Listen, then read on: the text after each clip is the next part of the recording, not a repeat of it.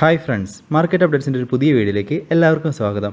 അങ്ങനെ കുറച്ച് കാലങ്ങൾക്ക് ശേഷം നിഫ്റ്റി വീണ്ടും 11,000-ന് മുകളിൽ ട്രേഡ് ആയിരിക്കുകയാണ്. 11,999 മാർക്കറ്റ് ഓപ്പൺ ആയതിനു ശേഷം 11,038 അടുത്ത് വരെ ഹൈ പോയി. തുടർന്ന് 11,022 മാർക്കറ്റ് ക്ലോസ് ആവുകയും ചെയ്തു. നിഫ്റ്റിയിൽ ഏകദേശം 120 പോയിൻറ്റ്സിൻ്റെ ഗെയിനും സെൻസെക്സിൽ 398 പോയിൻറ്റ്സിൻ്റെ ഗെയിനുമാണ് റിപ്പോർട്ടായത്. Britannia, Wipro, Infosys, Tech Mahindra, HCL ഇവരായിരുന്നു നിഫ്റ്റിയിൽ ടോപ്പ് ഗെയിനറായിട്ട് നിന്നിട്ടുണ്ടായിരുന്നത്. സെക്ടർ വൈസ് മാർക്കറ്റ് നോക്കുകയാണെങ്കിൽ ഫാർമ സെക്ടർ മാത്രമായിരുന്നു ഇന്നൊരു ഡൗണിൽ പോയത്. IT സെക്ടർ ആയിരുന്നു ടോപ്പ് ഗെയിനറായിട്ട് നിഫ്റ്റിയിൽ നിന്നിട്ടുണ്ടായിരുന്നത്. ഇനി നമ്മൾ നിഫ്റ്റിയുടെ ഒരു ചാർട്ടിലേക്ക് നോക്കുകയാണെങ്കിൽ ഒരു ഗ്യാപ്പ് അപ്പോടുകൂടിയുള്ള ഓപ്പണിംഗ് ആയിരുന്നു. പിന്നീട് ആ ഒരു ഗെയിൻ മെയിൻറ്റെയിൻ ചെയ്യുകയാണ് ഉണ്ടായത്. അതായത് പിന്നീട് ആ ഒരു ഇന്ന് നോക്കുകയാണെങ്കിൽ ഒരു ഹയർ ഹൈ, കുറേ ഹയസ്റ്റ് ആയിട്ടുള്ളൊരു ഹൈ ഇന്ന് ഫോം ആയിരിക്കുകയാണ്. പക്ഷേ ആ ഒരു ഗെയിൻ ഫോം ആയതിനു ശേഷം പിന്നീട് മാർക്കറ്റ് ഒരു അപ് ട്രെൻഡിലേക്ക് പോകാം, അല്ലെങ്കിൽ ഗെയിൻ കണ്ടിന്യൂ ചെയ്യാനുള്ള ഒരു ബുദ്ധിമുട്ടുകളൊക്കെ മാർക്കറ്റിൽ കാണുന്നുണ്ടായിരുന്നു. കാരണം ഇൻവെസ്റ്റേഴ്സ് വീണ്ടും ഒരു ഹൈ ലെവലിലേക്ക് പോകുന്നതിനോട്, അല്ലെങ്കിൽ ആ പോകുന്നതിനെ കുറച്ച് കൺഫ്യൂസ്ഡ് ആവുന്നുണ്ട് എന്നാണ് ഇതെന്ന് കാണാൻ സാധിക്കുന്നത്. ഡെയിലി ചാർട്ടിലേക്ക് നോക്കുകയാണെങ്കിലും നമുക്കൊരു ബുള്ളിഷ് ക്യാൻഡിലാണ് ഇപ്പോൾ പ്ലോട്ടായിരിക്കുന്നത്. അതുകൊണ്ട് തന്നെ ഇപ്പം ഈ 11,038 അതിനെ ബ്രേക്ക് ചെയ്ത് മാർക്കറ്റ് വീണ്ടും നാളെ വരും ദിവസങ്ങളിൽ പോവുകയാണെങ്കിൽ നമുക്ക് 11,100, 200 ഒരു റാലി നമുക്ക് നിലനിൽക്കുന്നുണ്ട്. എങ്കിലും ശ്രദ്ധിക്കേണ്ട ഒരു കാര്യം എന്ന് വെച്ച് കഴിഞ്ഞാൽ RSI ഇൻഡിക്കേറ്ററിൽ ഇപ്പം ഓവർബോട്ട് റീജിയനിലാണ് മാർക്കറ്റ് നിലനിൽക്കുന്നത്. അതുകൊണ്ട് തന്നെ ഈ ഒരു ഹൈ ഇവിടെ ഈ ഒരു കണ്ടിന്യൂ ചെയ്യുകയാണെങ്കിൽ, ഇവിടെ അല്ലെങ്കിൽ ഒരു മെയിൻറ്റെയിൻ ചെയ്യുകയാണെങ്കിൽ നമുക്ക് ഈ ഒരു റേഞ്ചിലൊരു കൺസോൾട്ടേഷൻ നടന്നതിന് ശേഷം ഉള്ളൊരു അപ് ട്രെൻഡ് ആയിരിക്കും മാർക്കറ്റിൽ ഉണ്ടാവാൻ സാധ്യതകൾ കാണുന്നത്. അതുകൊണ്ട് തന്നെ ഒന്ന് മാർക്കറ്റിൽ നിന്ന് വാച്ച് ചെയ്യുക. ഈ ലെവലിൽ മാർക്കറ്റ് ഈ ഒരു സപ്പോർട്ടിൽ അല്ലെങ്കിൽ ഈ ഒരു റേഞ്ചിൽ നിലനിൽക്കുന്നുണ്ടോ വരും ദിവസങ്ങളിൽ. വരും ദിവസങ്ങളിൽ നിലനിൽക്കുകയാണെങ്കിൽ നമുക്ക് ഈ മുൻ ദിവസങ്ങളിൽ കണ്ടതുപോലെ ഒരു കൺസോൾട്ടേഷനുള്ള സാധ്യതകളും പിന്നീട് ഒരു റാലിക്കുള്ള സാധ്യതകളും നിലനിൽക്കുന്നുണ്ട്. നോക്കുകയാണെങ്കിൽ മാർക്കറ്റ് ഇപ്പോൾ ഒരു വൈറസിൻ്റെ അഗേൻസ്റ്റ് ആയിട്ടുള്ള വാക്സിൻ്റെ ഹോപ്പുകളാണ് മാർക്കറ്റിനെ മുമ്പോട്ട് നയിക്കുന്നതായിട്ട് കാണുന്നത്. കാരണം ഇപ്പോൾ ഇന്ത്യ തന്നെ വികസിപ്പിച്ചെടുത്ത കോവാക്സിൻ എന്ന് പറഞ്ഞ അതിൻ്റെ ക്ലിനിക്കൽ ട്രയൽ നടക്കുന്നു. അതുപോലെ തന്നെ കാഡില ഹെൽത്ത് കെയറിൻ്റെ മെഡിസിൻ്റെ വാക്സിൻ ട്രയൽ നടക്കുന്നു. അങ്ങനെയുള്ള കുറേ പ്രതീക്ഷകൾ മാർക്കറ്റിൽ നിലനിൽക്കുന്നുണ്ട്. അപ്പോൾ അതൊക്കെയാണ് ഇപ്പോൾ മാർക്കറ്റിന് ഡ്രൈവ് ചെയ്യുന്നത്. കാരണം ഇന്ത്യൻ മാർക്കറ്റിൽ നോക്കുകയാണെങ്കിൽ ഇപ്പോൾ കൊറോണ കേസസൊക്കെ നല്ല രീതിയിലാണ് ദിനംപ്രതി വർദ്ധിച്ചു വരുന്നത്. ഇപ്പോൾ ദിനംപ്രതിയുള്ള കണക്കുകളിൽ ദിനംപ്രതി റിപ്പോർട്ട് ചെയ്യുന്ന കണക്കുകളിൽ ഇന്ത്യ ഇപ്പോൾ 2ാം സ്ഥാനത്താണ് നിൽക്കുന്നത്. അതുമാത്രമല്ല, കൊറോണ കേസസ് നോക്കുകയാണെങ്കിൽ 11 ലക്ഷത്തിനടുത്ത് ഇപ്പോൾ ലേറ്റസ്റ്റ് ആയിട്ടുള്ള റിപ്പോർട്ടുകൾ കാണിക്കുന്നു. എങ്കിലും ഇതിനെല്ലാം ബ്രേക്ക് ചെയ്തുകൊണ്ട് മാർക്കറ്റ് മുകളിലേക്ക് പോകുന്നതെന്ന് കാണുമ്പോൾ തീർച്ചയായിട്ടും ഒരു വാക്സിൻ്റെ പ്രതീക്ഷകളാണ് മാർക്കറ്റിനെ ഡ്രൈവ് ചെയ്തതായിട്ട് കാണുന്നത്. ഇനി ഇന്നത്തെ ഗ്ലോബൽ മാർക്കറ്റ് നമ്മൾ നോക്കുകയാണെങ്കിൽ US മാർക്കറ്റ് ഇന്നലെ നാസ്ഡാക്കിൽ ഒരു 29 പോയിൻറ്റ്സിൻ്റെ ഗെയിൻ ആയിരുന്നു ഉണ്ടായിരുന്നത്. യൂറോപ്യൻ മാർക്കറ്റ് ഒരു മിക്സഡ് ട്രെൻഡാണ് കണ്ടുകൊണ്ടിരിക്കുന്നത്. FTSE ഇപ്പം 38 പോയിൻറ്റ്സിൻ്റെ ഡൗണിലാണ് നിലനിൽക്കുന്നത്. ഏഷ്യൻ മാർക്കറ്റിലും കൂടുതലും ഒരു ഡൗൺ സൈഡിലേക്കാണ് മാർക്കറ്റ് കാണിക്കുന്നത്. SGX നിഫ്റ്റി ഇപ്പോൾ 21 പോയിൻറ്റ്സ് ഡൗണിൽ ട്രേഡ് ആയിക്കൊണ്ടിരിക്കുന്നു. ഗോൾഡിൻ്റെ പ്രൈസിലൊരു നേരിയ വർധനവ് ഉണ്ടായിട്ടുണ്ടായിരുന്നു. ക്രൂഡ് ഓയിലിൻ്റെ പ്രൈസിലും ഒരു നേരിയ ഡൗൺ ആണ് കാണിച്ചിട്ടുണ്ടായിരുന്നത്. രൂപയുടെ മൂല്യം ഡോളറിന് അഗേൻസ്റ്റ് ആയിട്ട് ഒരു ചെറിയൊരു ഗെയിൻ കാണിച്ചിട്ടുണ്ടായിരുന്നു. 74.92 ഇന്ന് രൂപയുടെ മൂല്യം ട്രേഡ് എൻഡ് ആയിരിക്കുന്നത്. ഇൻസ്റ്റിറ്റ്യൂഷൻ ആക്ടിവിറ്റിയിലേക്ക് നോക്കുമ്പോൾ FIIൻ്റെ ഭാഗത്തുനിന്ന് 697 കോടിയുടെ നെറ്റ് ഇൻവെസ്റ്റ്മെൻ്റ് ആയിരുന്നു 17-ാം തീയതി ക്യാഷ് മാർക്കറ്റിൽ ഉണ്ടായിരിക്കുന്നത്. അതുപോലെ തന്നെ ഡൊമസ്റ്റിക് ഇൻസ്റ്റിറ്റ്യൂഷൻ്റെ ഭാഗത്തുനിന്ന് 209 കോടിയുടെ വിത്ഡ്രോവലാണ് 17-ാം തീയതി ഉണ്ടായിരിക്കുന്നത്. ഇപ്പോൾ ഒരു കണ്ടൊരു ന്യൂസ് പ്രകാരം നോക്കുകയാണെങ്കിൽ ജൂലൈ മന്തിൽ ഈ ദിവസം 17-ാം തീയതി വരെയുള്ള ഡാറ്റ പ്രകാരം FPI ഫോറിൻ പോർട്ട്ഫോളിയോ ഇൻവെസ്റ്റേഴ്സിൻ്റെ ഭാഗത്തു നിന്ന് ഏകദേശം 6,058 കോടിയുടെ വിത്ഡ്രോവലായിരുന്നു സ്റ്റോക്ക് മാർക്കറ്റിൽ ഉണ്ടായിരിക്കുന്നത്.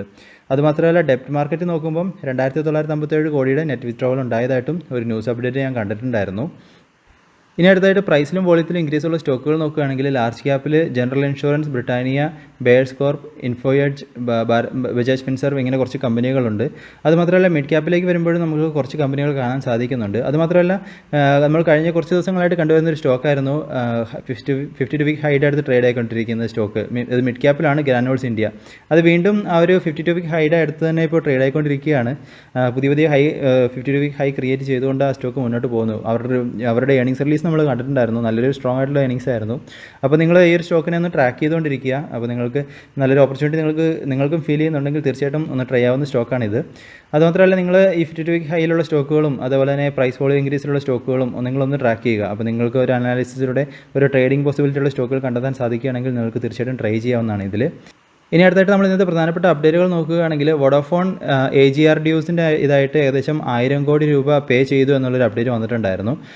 അതുമാത്രമല്ല ഇതിനു മുമ്പായിട്ട് ഏകദേശം 3 പാർട്ടായിട്ട് അവർ 6854 കോടി ഇതിനു മുമ്പ് അടച്ചിട്ടുണ്ടായിരുന്നു. ഇപ്പോൾ ഈ ഒരു 1000 കോടി അടച്ചതോടുകൂടി 7854 കോടി ഇവർ ടോട്ടലായിട്ട് പേ ചെയ്ത് കഴിഞ്ഞു.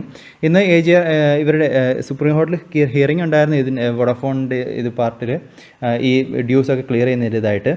അതിൽ വോഡാഫോൺ ഇപ്പം അവരുടെ ഒരു ഫിനാൻഷ്യൽ സ്റ്റാറ്റസൊക്കെ വളരെ താഴ്ന്ന ലോ ലെവലിലാണ്, അങ്ങനെയുള്ള രീതിയിലുള്ള ഒരു അപ്ഡേറ്റുകളൊക്കെ ആയിരുന്നു കൊടുത്തിട്ടുണ്ടായിരുന്നത്. അപ്പോൾ അവർക്ക് അത്ര ഒരു പോസിറ്റീവായിട്ടുള്ളൊരു ഔട്ട്പുട്ട് ആണെന്ന് തോന്നുന്നില്ല ഈ ഒരു ഇതിൽ. എന്നിരുന്നാലും ഇവർ ഒരു 1000 കോടി പേ ചെയ്തതിൻ്റെ ഒരു അപ് ട്രെൻഡ് ഇന്ന് മാർക്കറ്റിൽ കാണാനുണ്ടായിരുന്നു.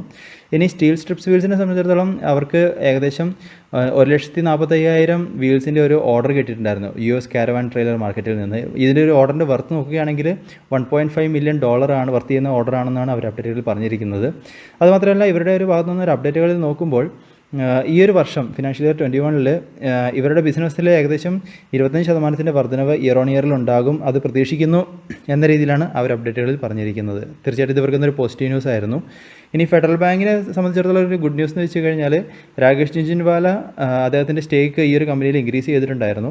3.08% നിന്ന് 3.18% ആയിട്ട് ഈ ജൂൺ ക്വാർട്ടറിൽ അദ്ദേഹത്തിൻ്റെ സ്റ്റേക്ക് ഇൻക്രീസ് ചെയ്തു. അതായിരുന്നു ഇന്ന് ഫെഡറൽ ബാങ്കിനെ ഒന്ന് ഡ്രൈവ് ചെയ്ത ഒരു പ്രധാനപ്പെട്ട ന്യൂസ്. ഇനി HDFC ബാങ്ക്സിൻ്റെ ഏണിംഗ് റിലീസ് നോക്കുമ്പോൾ 17.8% വർധനവാണ് നെറ്റ് ഇൻട്രസ്റ്റ് ഇൻകത്തിൽ അവർക്ക് ഉണ്ടായിരിക്കുന്നത്. എന്നിട്ട് അവരുടെ അസറ്റ് ക്വാളിറ്റി ഒരു സ്റ്റേബിളായിട്ടുള്ള ഒരു ഗ്രോത്താണ് കാണുന്നത്. എന്നിരുന്നാലും ഗ്രോസ് NPL നോക്കുമ്പോൾ ഒരു നേരിയ വർധനവ് ഉണ്ടായിട്ടുണ്ട്. 1.26% നിന്ന് 1.36% ആയിട്ട് ഉയർന്നിട്ടുണ്ട്.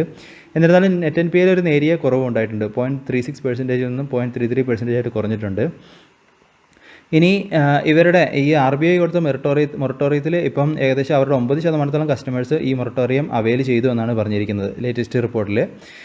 അതുമാത്രമല്ല ബ്രോക്കറേജ് ഫേം ജെഫ്രീസ് ഇവർക്കൊരു ബൈ റേറ്റിംഗ് ആണ് ഇപ്പോഴും കൊടുത്തിരിക്കുന്നത്. അതുമാത്രമല്ല ഇവർ മുമ്പ് പ്രൊഡിക്റ്റ് ചെയ്ത ടാർഗറ്റ് 1250 രൂപയായിരുന്നു, അതിൽ നിന്ന് അത് ഉയർത്തി 1350 രൂപയായിട്ട് ഇപ്പം ഒരു ടാർഗറ്റും ഫിക്സ് ചെയ്തിട്ടുണ്ട്. അപ്പോൾ ഇതൊക്കെയാണ് HDFC ബാങ്കിൻ്റെ ഒരു പോസിറ്റീവ് ന്യൂസ് ആയിരുന്നു. ഇനി മഹീന്ദ്ര ആൻഡ് മഹീന്ദ്ര ഫിനാൻഷ്യൽ സർവീസിനെ സംബന്ധിച്ചിടത്തോളം ഇവരുടെ ഏർണിംഗ്സ് റിലീസിൽ 8% വർധനമാണ് കൺസോളിഡേറ്റ് ഇൻകത്തിൽ ഉണ്ടായതായിട്ട് പറയുന്നത്. അതുമാത്രമല്ല പ്രോഫിറ്റ് ആഫ്റ്റർ ടാക്സിൽ 432 കോടിയാണ് ഈ ക്വാർട്ടറിൽ ഉണ്ടായത്. കഴിഞ്ഞ വർഷം ഇതേ കാലയളവിൽ അത് 108 കോടിയായിരുന്നു ഇവർക്ക്. അതുമാത്രമല്ല ഈ ബോർഡ് ഒരു റൈറ്റ് ഇഷ്യൂ അത് അവർ അനൗൺസ് ചെയ്തിട്ടുണ്ട് 1:1 എന്ന റേഷ്യോയിൽ. അതിൽ ഏകദേശം 50 രൂപ പെർ ഷെയറിലാണ് അവർ റൈറ്റ് ഇഷ്യൂവിൻ്റെ പ്രൈസായിട്ട് ഫിക്സ് ചെയ്തിരിക്കുന്നത്. എലിജിബിൾ ആയിട്ടുള്ള ഇൻവെസ്റ്റേഴ്സിനെ കണ്ടെത്താനായിട്ട് റെക്കോർഡിംഗ് ഡേറ്റ് ജൂലൈ 23 അവർ ഫിക്സ് ചെയ്തിരിക്കുന്നത്. അതായത് ജൂലൈ 23 നിങ്ങളുടെ അക്കൗണ്ടിൽ ഈ ഒരു സ്റ്റോക്ക് കയ്യിലുണ്ടെങ്കിൽ നിങ്ങൾക്ക് തീർച്ചയായിട്ടും ഈ ഒരു റൈറ്റ് ഇഷ്യൂവിന് അപ്ലൈ ചെയ്യാവുന്നതാണ്. ഇഷ്യൂ ഓപ്പൺ ചെയ്യുന്നത് ജൂലൈ 28 ഓഗസ്റ്റ് 11 ഇഷ്യൂ ക്ലോസ് ആവുകയും ചെയ്യും. അപ്പോൾ ഇതിനുള്ളിൽ നിങ്ങൾക്ക് അപ്ലൈ ചെയ്യാവുന്നതാണ്. അപ്പോൾ ഇത്രയൊരു ലോ പ്രൈസ് റൈറ്റ് ഇഷ്യൂ ആയിട്ട് അവർ സെറ്റ് ചെയ്തത് കൂടുതൽ ഇൻവെസ്റ്റേഴ്സിനെ ഈ ഒരു സ്റ്റോക്കിലേക്ക് അട്രാക്റ്റ് ചെയ്യുക എന്ന രീതിയിലാണ് എന്നൊരു ഉദ്ദേശത്തോടു കൂടി ആണ് എന്നാണ് ഈ M&M ഫിനാൻഷ്യൽസിൻ്റെ ഭാഗത്തു നിന്നും വന്ന അപ്ഡേറ്റുകളിൽ കാണിക്കുന്നത്. അതുമാത്രമല്ല അവരുടെ CFOയിലും ഒരു ചേഞ്ച് വന്നിട്ടുണ്ട്. വിവേക് കാർവേനെയാണ് പുതിയ CFO ആയിട്ട് സെപ്റ്റംബർ 14 മുതൽ അവർ അപ്പോയിൻറ്റ് ചെയ്തിരിക്കുന്നത്. ഈ വിവേക് കാർവേ ഇതിനുമുമ്പ് മാരിക്കോയുടെ CFO ആയിരുന്നു. അദ്ദേഹം മാരിക്കോയിൽ നിന്നും സ്റ്റെപ്പ് ഡൗൺ ആകുന്നു എന്ന ന്യൂസ് നമ്മൾ കഴിഞ്ഞ ദിവസം കണ്ടിട്ടുണ്ടായിരുന്നു. ആ CFO ആണ് ഇപ്പം ഇവിടെ CFO ആയിട്ട് അപ്പോയിൻ്റ് ആകാൻ പോകുന്നത്. ഇനി ICICI ലോംബാർഡിൻ്റെ ഏർണിംഗ്സ് റിലീസ് നോക്കുമ്പോൾ 5% ഡിക്ലൈനാണ് ഗ്രോസ് പ്രീമിയത്തിൽ ഈ ക്വാർട്ടറിൽ ഉണ്ടായിരിക്കുന്നതെന്നാണ് പറഞ്ഞിരിക്കുന്നത്. നെറ്റ് ഇൻകത്തിൽ 28% വർധനവ് ഉണ്ടായതായിട്ടും അവർ പറയുന്നു. ഹെൽത്ത് ഇൻഷുറൻസിൻ്റെ പ്രീമിയത്തിൽ 10% വർധനവ് ഉണ്ടായിട്ടുണ്ട്. മോട്ടോർ ഇൻഷുറൻസ് വിഭാഗത്തിൽ 2% ഡിക്ലൈൻ ഉണ്ടായതായിട്ടുമാണ് അപ്ഡേറ്റുകളിൽ കാണിച്ചിരിക്കുന്നത്. എന്നിരുന്നാലും ഇതും ഇവർക്കൊന്നൊരു പോസിറ്റീവ് ന്യൂസ് ആയിരുന്നു. ഇനി ഹാത്വേ കേബിൾ ആൻഡ് ഡാറ്റാകോമിൻ്റെ ഏർണിംഗ്സ് റിലീസ് നോക്കുമ്പോൾ 6.7% ഡിക്ലൈനാണ് റവന്യൂവിൽ ഈ ക്വാർട്ടറിൽ ഉണ്ടായതായിട്ട് പറഞ്ഞിരിക്കുന്നത്. അതുമാത്രമല്ല ഇവർ ഈ ഒരു ക്വാർട്ടറിൽ ഒരു പ്രോഫിറ്റിലേക്ക് റിട്ടേൺ ചെയ്തു എന്നാണ് കാണിച്ചിരിക്കുന്നത്. 65.9 കോടിയുടെ ഒരു പ്രോഫിറ്റ് ഉണ്ടായിരിക്കുന്നത്. കഴിഞ്ഞ വർഷം ഇതേ കാലയളവിൽ അത് 9.7 കോടിയുടെ നെറ്റ് ലോസ് ആയിരുന്നു അവർക്കുണ്ടായിരുന്നത്.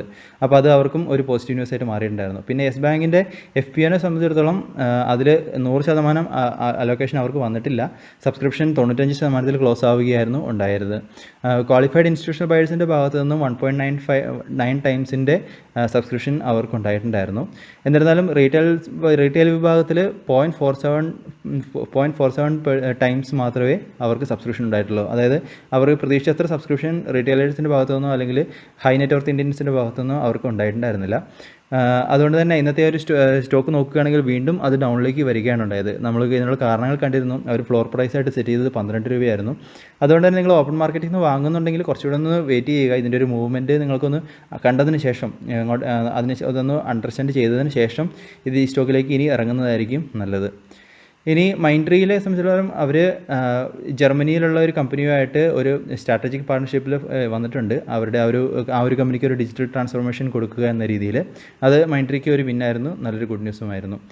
ഇനി ഹിൻഡാൽകോ ഇൻഡസ്ട്രീസും അതുപോലെ തന്നെ ജിൻഡാൽ സ്റ്റീൽ പവർ, വേദാന്ത ഇവർ കോൾ ഇന്ത്യയുമായിട്ടുള്ള സപ്ലൈ കോൺട്രാക്റ്റ്, കോളിനുമായിട്ടുള്ള സപ്ലൈ കോൺട്രാക്റ്റ് അത് അവർ ടെർമിനേറ്റ് ചെയ്തു എന്നൊരു അപ്ഡേറ്റ് കാണിച്ചിട്ടുണ്ടായിരുന്നു.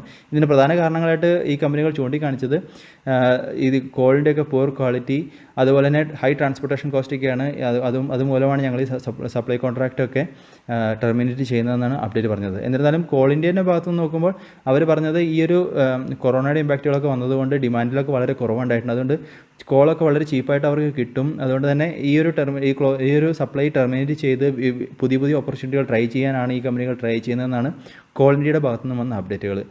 അടുത്തായിട്ട് ഇൻഫോസിസിൻ്റെ അപ്ഡേറ്റുകളിൽ നോക്കുമ്പോൾ അവർ ലാങ്സിക്സുമായിട്ട് ഒരു സ്ട്രാറ്റജിക് പാർട്ണർഷിപ്പിൽ ലോങ് ടൈം പാർട്ണർഷിപ്പിലേക്ക് പോകുന്നുണ്ടായിരുന്നു. അവരുടെ ഒരു ഡിജിറ്റൽ ട്രാൻസ്ഫോർമേഷന് വേണ്ടിയിട്ട് ഇവരെ കസ്റ്റമറിനെ ഹെൽപ്പ് ചെയ്യുക എന്നതാണ് ഇവരുടെ മെയിൻ ലക്ഷ്യമെന്നാണ് പറഞ്ഞിരിക്കുന്നത്.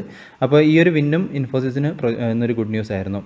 ഇനി ടാറ്റ സ്റ്റീലിനെ സംബന്ധിച്ചിടത്തോളം LIC ഈ ഒരു ഏപ്രിൽ ജൂൺ ക്വാർട്ടറിൽ അവരുടെ സ്റ്റേക്ക് ടാറ്റ സ്റ്റീലിൽ ഇൻക്രീസ് ചെയ്തിട്ടുണ്ടായിരുന്നു.